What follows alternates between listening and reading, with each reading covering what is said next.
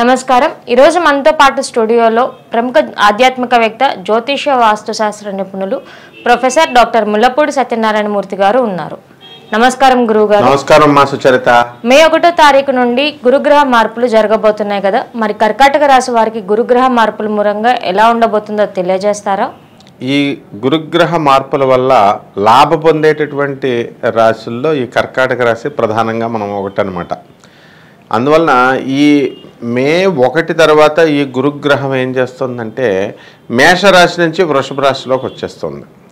అప్పటి వరకు రాజ్యస్థితిగతుడైనటువంటి ఈ యొక్క గురువు మనకి లాభస్థితిలోకి రావడం వల్ల అన్ని లాభాలే వీళ్ళకి, కర్కాటక రాశి వాళ్ళకి. ఎంతవరకు వీళ్ళు ఎలా ఉంది, వీళ్ళ పైన కుంటిగా నడుస్తున్నట్టుగా ఉందన్నమాట. అంటే 1-2 సార్లు ట్రై చేయడం, ప్రతి పని 1-2 సార్లు ఇలాగ. అయితే ఇప్పుడు జెట్ ఇంజన్ లాగా, ఎక్స్ప్రెస్ లాగా వెళ్ళిపోవడానికి, రాకెట్ లాగా వీళ్ళ యొక్క జాతకం పరిగెడుతుంది. ఇప్పుడు అష్టమ స్థితిగతుడైనటువంటి ఈ యొక్క శనిగ్రహం ప్రభావం వల్ల ఎప్పటి వరకు అన్ని పనులు పెండింగ్లో ఉండిపోయినాయి. కాబట్టి శని బలం లేదు వీళ్ళకి. ఇక ఎంతో కొంచెం రాహుబలం వల్ల కొంచెం బండి దాటుకుంటూ వస్తున్నారు. ఇప్పుడు గురుగ్రహ బలం రావడం వల్ల, ఆ తర్వాత రాహుగ్రహం కూడా బాగా ఉండడం వల్ల ఇప్పుడు అనేకమైనటువంటి మంచి మార్పులు ఈ కర్కాటక రాశి వారికి రావడానికి అవకాశాలు ఉంటాయి.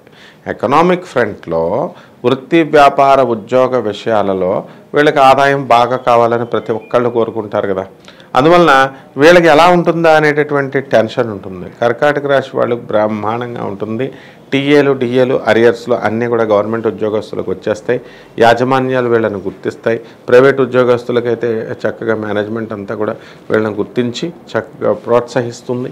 మంచి వాతావరణమైనటువంటి, అనుకూలమైనటువంటి ఆఫీసు వాతావరణాన్ని మీకు అరేంజ్ చేస్తుంది ఈ యొక్క ప్రైవేట్ ఉద్యోగస్తులకి. అంటే వర్క్ లోడ్ పెరగడము, ఆ తర్వాత కొలీగ్స్ కోఆపరేషన్ అవసరము, అలాగే ఈ యొక్క సబార్డినేట్స్ యొక్క సహాయము, సహకారాలు కూడా ఉండాలి.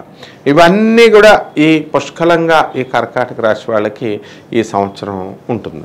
అలాగే ప్రైవేట్ ఉద్యోగస్తులు కూడా చాలా హ్యాపీగా ఉండడము, వాళ్ళకి జీతభత్యాలన్నీ కూడా యాజమాన్యాలు పెంచడము, ఇంక్రిమెంట్లు ఇవన్నీ కూడా రావడము చాలా సంతోషాన్ని కలగజేస్తాయి అన్నమాట. అయితే మనకి విద్యార్థులను చూస్తాం కదా, ఈ విద్యార్థులు ఎంతవరకు కుంటి నడకన వెళుతూ వచ్చారన్నమాట.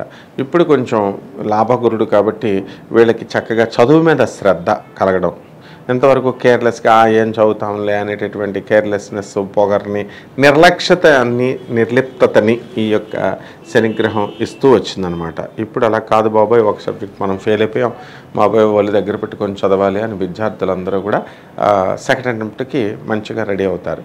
అలాగే ఈ యొక్క రవిగ్రహ ప్రభావం వలన, రవిగ్రహంలో వచ్చేటటువంటి మార్పులు, అలాగే ఈ గురుడితో కంబైన్ అయ్యి ఉన్నప్పుడు మోడాలు వచ్చేస్తున్నాయి మనకి.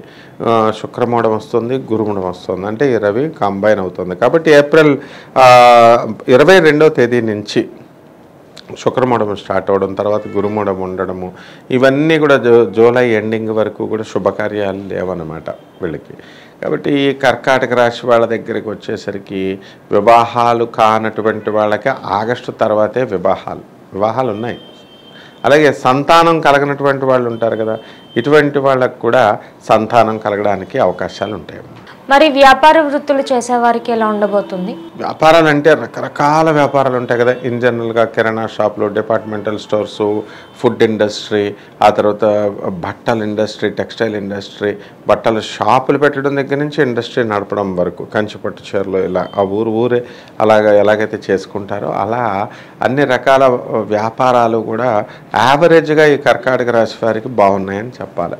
మనకి ఏ బిజినెస్ జోలికి వెళ్ళకూడదు అంటే ఇనుప business, automobiles, tools and designs, ఇలాంటి ఇనుము సంబంధించినటువంటి బిజినెస్లకి వెళ్ళకూడదు. ఇక ఎలక్ట్రానిక్స్ను, ఈ సాఫ్ట్వేర్ రంగాల వాళ్ళు ఉంటారు కదా, ఎలక్ట్రానిక్స్ మంచి బిజినెస్లు వీళ్ళకు ఉంటాయి. సాఫ్ట్వేర్ రంగంలో చక్కగా వీళ్ళు కొత్త ప్రాజెక్ట్స్ కూడా రావడానికి అవకాశాలు ఉంటాయి. ఈ కర్కాటక రాశి వాళ్ళంతా కూడా క్యాంపస్ ఇంటర్వ్యూల్లో సెలెక్ట్ అవ్వడము, ఆ తర్వాత ఆఫ్ క్యాంపస్లో కూడా వీళ్ళు ఓపెనింగ్స్కి వెళ్ళడము, ఇంటర్వ్యూల్లో సెలెక్ట్ అవ్వడము, ఈ విధంగా మంచి భవిష్యత్తు అనేటటువంటిది ఈ గురుగ్రహం ఈ కర్కాటక రాశి వాళ్ళకి ఇస్తుందమ్మా. రాజకీయ సినీ రంగాల వారికి ఎలా ఉండబోతుంది?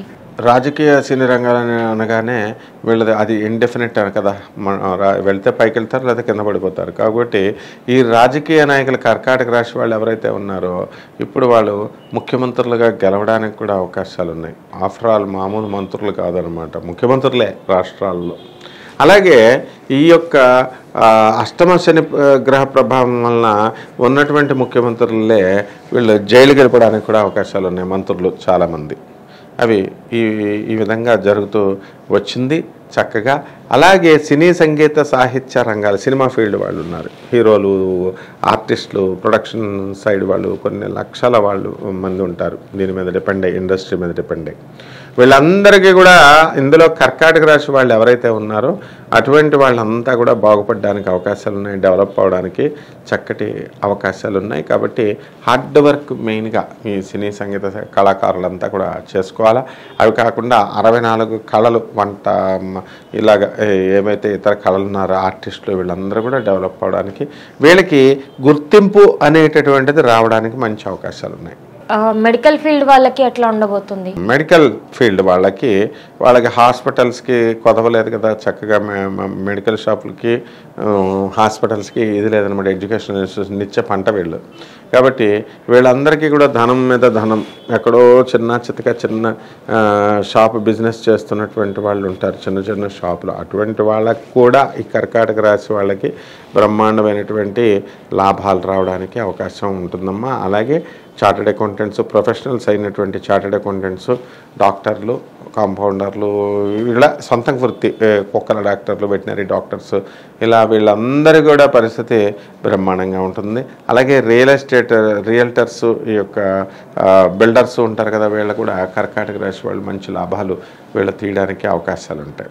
అలాగే ఈ కర్కాటక రాశి వాళ్ళు ఎవరైతే ఉన్నారో వాళ్ళకి సంతానం లేనటువంటి వాళ్ళు ఎంతవరకు వాళ్ళకి సంతానం కలగడానికి అవకాశాలు ఉంటాయి. వివాహం కానటువంటి వాళ్ళకి వివాహం అవ్వడానికి కూడా అవకాశాలు ఉంటాయి. మరిన్ని మంచి ఫలితాల కోసం ఏదన్నా ప్రత్యేక పూజలు, ఏదైనా జపాలు ఏమన్నా చెప్తారా? మనకి కర్కాటక రాశి వారికి శనిగ్రహం బాగుండలేదు కాబట్టి శని జపం చేసుకోవాలా, శని స్తోత్రాలు చదువుకోవాలా. శనికి కిలోంపావు నల్ల నువ్వుల్ని, ఆ తర్వాత నల్లని వస్త్రాన్ని పేద బ్రాహ్మణికి శనివారం నాడు ఉదయం 8 గంటలకి దానం చేయాలి.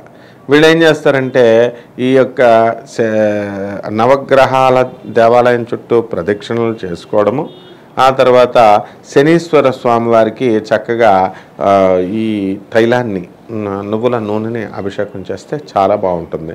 అలాగే జమ్మి చెట్టుకు పూజ చేయాలి, తులసి చెట్టుకి వీళ్ళు పూజ చేయాలి. కొంచెం తులసి చెట్టుకు పూజ చేసేటప్పుడు దూరంగా అగరబత్తీలు పెట్టాలా.